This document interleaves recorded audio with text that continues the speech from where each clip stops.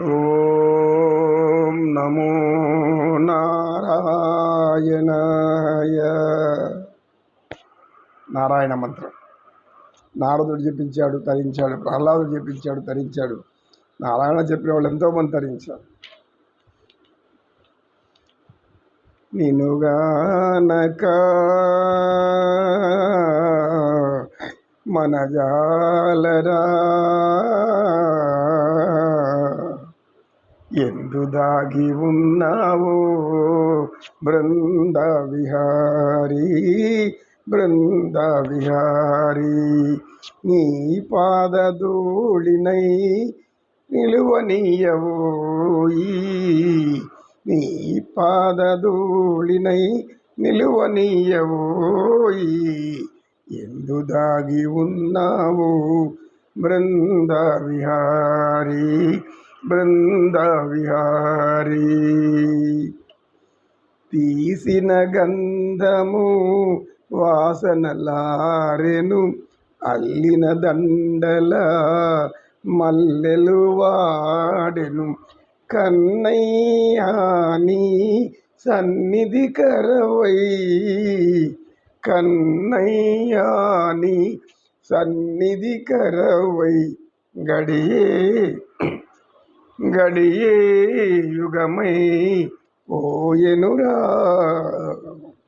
ఎందు దాగి ఉన్నావు బృంద విహారీ, బృంద విహారీ. జై శ్రీకృష్ణ. ఈ యొక్క అథోవా ప్రాప్స్యసి స్వర్గం సాంఖ్యయోగం 37వ శ్లోకం. మరణించి మనం పుణ్యం తెచ్చుకొని మరణిస్తే పుణ్యజన్మలు వస్తాయి, లేదా పుణ్యలోకాలు వస్తాయి.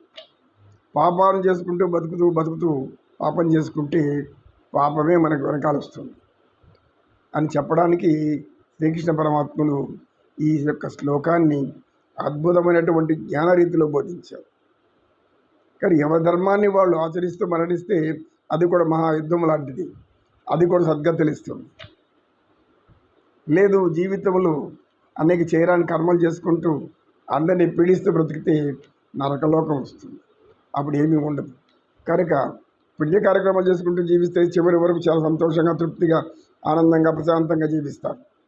ఈ ప్రశాంతమైన జీవనం కావాలన్నా, లేదు నిత్యం అశాంతితో ఇతరుల యొక్క ఆలోచనల్ని ఎట్లా ఎలా ఎలా ఎలా ఎలా పగ ప్రతీకారం తీర్చుకోవాలి, ఎవరిని నాశనం చేయాలి, ఎవరిని ఎప్పుడు ఏడిపించాలి, ఎవరిని హింసించాలి, ఇలాంటి ఆలోచనలు జీవిస్తే అలాంటి జీవితమే మనకు చివరిలో వస్తుంది అని కర్మ సిద్ధాంతం చెప్తుంది. సత్కర్మ ఏవ సత్ఫలితం, దుష్కర్మ ఏవ దుష్ఫలితం. కనుక ఇది అసత్యం కాదు. భగవంతుడు చెప్పిన మాటలు అసత్యం కాదు, సత్యము. తెలుసుకోవాలి మనమందరం తెలుసుకోవాలి. మనమందరం కూడా ఏమి తెలియని వాళ్ళ స్థితిలోనే ఉన్నాము. జీవించే విధానం తెలియకుండా బాధపడుతున్నాము. జీవించే విధానం కావాలి అది చెప్పడానికి అథవా ప్రాప్సి స్వర్గం అంటే ఏమి? యుద్ధరంగంలో మరణిస్తే స్వర్గం వస్తుంది. ఇక్కడ యుద్ధరంగం అంటే ఏమి? జీవిత యుద్ధరంగం. జీవితం అనే యుద్ధరంగంలో పోరాడుతున్నాం. ధర్మబద్ధంగా పోరాడి ఓడిపోయిన, ధర్మబద్ధంగా పోరాడి మరణించిన స్వర్గమే, స్వర్గగతులే వస్తారు. అలా కాకుండా అధర్మబద్ధమైనటువంటి జీవితం గడుపుతూ పోరాడుతూ ఉంటే సద్గతులు రావు కదా. ఈ యొక్క జీవితం ఉన్నంతకాలం సుఖశాంతులు ఉండవు. అందుకే ఇట్లాంటి దానికి నువ్వు విచారించవద్దు. విజయం పొందావా, ఈ రాజ్యాన్ని అనుభవిస్తాం. కాబట్టి ఈ జీవితంలో మనం విజయం పొందాలంటే ఏం చేయాలి? దానికి సంబంధించినటువంటి జ్ఞానాన్ని అలవర్చుకోవాలి. ఆ జ్ఞానాన్ని మనం ఆచరించాలి. పరమాత్మ ఈ శ్లోకాన్ని చెప్పడానికి ఇది ఏదో ఆత్మజ్ఞానం అని కాదు, సాంఖ్యము అంటే జ్ఞానము అని. సాంఖ్యయోగంలో రెండో ఈ యొక్క అధ్యాయంలో 37వ శ్లోకం చెప్పబడుతుంది. అయినా ఈ 37వ శ్లోకం ఎంత లోతైన భావాలు ఉంటాయో అర్థం కాదు. జీవితం అనే ధర్మయుద్ధ రంగంలో మరణిస్తే నీకు పుణ్యగతులే వస్తాయి. లేదు, నువ్వు విజయం సాధించావనుకో సుఖశాంతులు అనుభవిస్తావు. చివరి వరకు ప్రశాంతంగా గడుపుతావు, ఆనందంగా గడుపుతావు, శాంతంగా ఉంటావు. నీవు ధర్మం అనేది ఆచరిస్తేనే నీకు అన్నీ ఉంటుంది. అలా అధర్మాన్ని మనం చేయించాల్సిన ధర్మాన్ని వదిలిపెట్టామనుకోండి, అర్జునుడిలాగా భయపడుతూ కూర్చుంటే మనం ఎప్పుడు ముందుకు పోలేము. ఆత్మస్థైర్యం కావాలి, మనోనిశ్చిత కావాలి.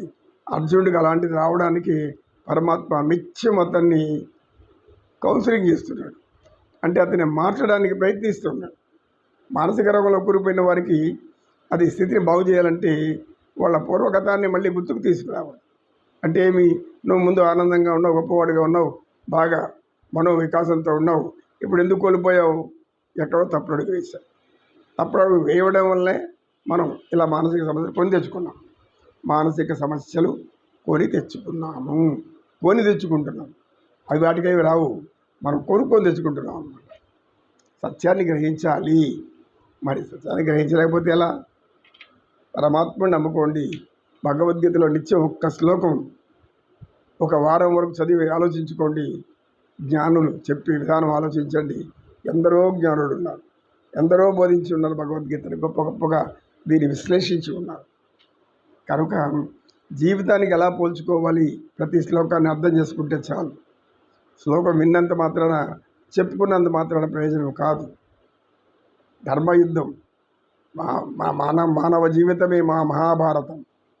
ఇందులో ధర్మయుద్ధం చేస్తావు, అధర్మ యుద్ధం చేస్తావు, నీకే వదిలిపెడుతున్నాను అంటాడు పరమాత్మ. నమో కృష్ణ, నమో కృష్ణ, కృష్ణం వందే జగద్గురు.